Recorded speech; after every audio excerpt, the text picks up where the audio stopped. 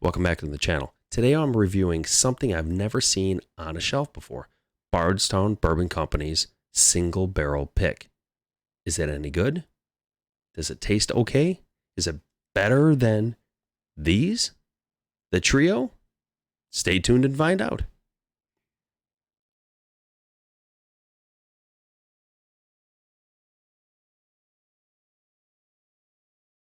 Welcome back. Like I said, I'm reviewing today the Bardstown Bourbon Company's Single Barrel Pick. This is bourbon finds from charredpour.com. This is a mash bill of 75% corn, 15% rye, and 10% malted barley. It's aged 6 years, and it's 110 proof. Side says a new blend of bourbon makers. Bardstown Bourbon Company is the most technically advanced distillery in the world, with the capability of producing over 50 custom mash bills. That alone is impressive. I'm not gonna lie. Like Four Roses, I think has like 12 and that, but 50? Wow. A limited allocation of single barrels were chosen to showcase the variety of recipes. Each of these bottles features a truly unique pour and a peek into the modern bourbon experience. That is Bardstown Bourbon Company, bottled in Bardstown by them. So I got this from, like I said, from Charred. It was $95. It's, like I said, 110 proof.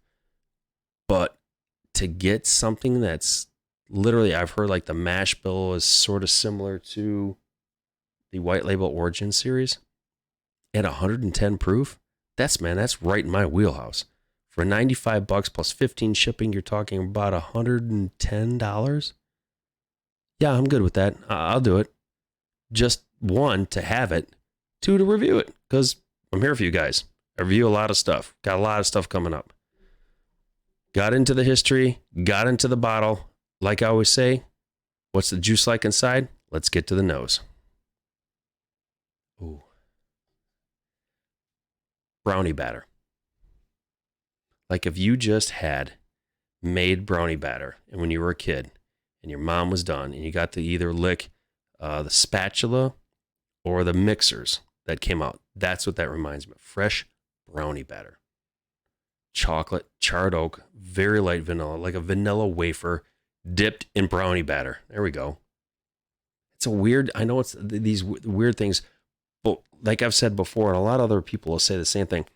When you smell something, it triggers memories in your brain of like, oh, I remember that smell. I remember this smell. Some smell good, some smell not so good, and some smell flippin' horrid. But this one, vanilla wafers dipped in brownie batter. Got in the nose. Let's get that first taste.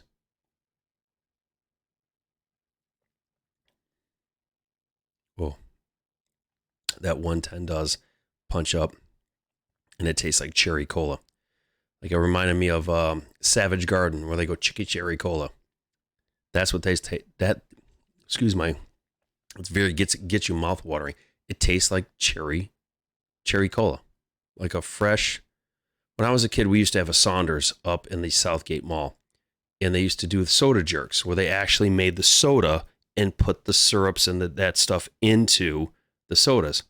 That reminds me of a fresh cherry cola seltzer from a soda jerk.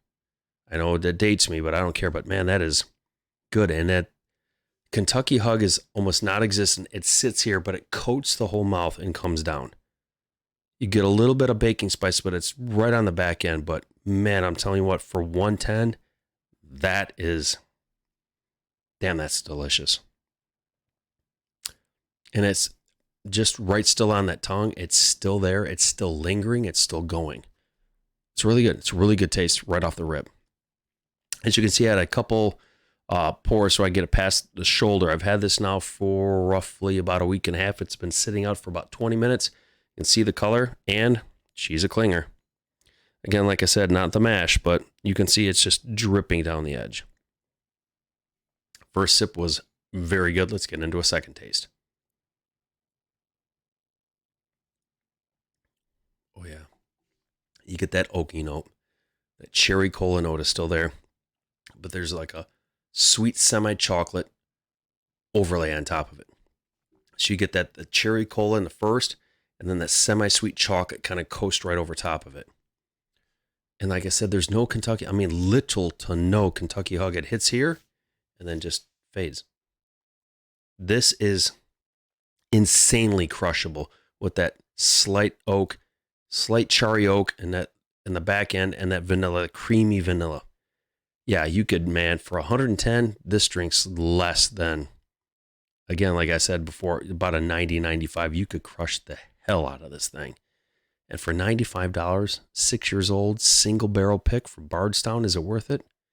Yeah, if you can find one. I've seen a couple reviews online, like written ones, but no real reviews like YouTube ones like I do.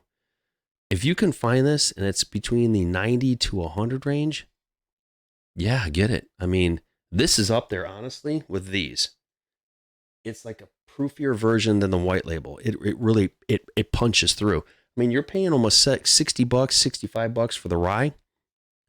To bump it up $30 more for a nice proofy gal with a 110, which is in my wheelhouse. 100 to 125 is my wheelhouse. Oh yeah, it's worth it. All day, every day. Yeah, man, that chocolate note is still going. That cherry cola chocolate note is still going. Again, my name is Brian, the Average Whiskey Drinker channel. Like I always say, you find a bottle, open the bottle, enjoy the bottle, because good whiskey is always meant to be shared. Like, comment, subscribe. Let me know below if you found one, if you've had one, if you like it, where you found yours, and I'll talk with you guys soon. Thanks for watching.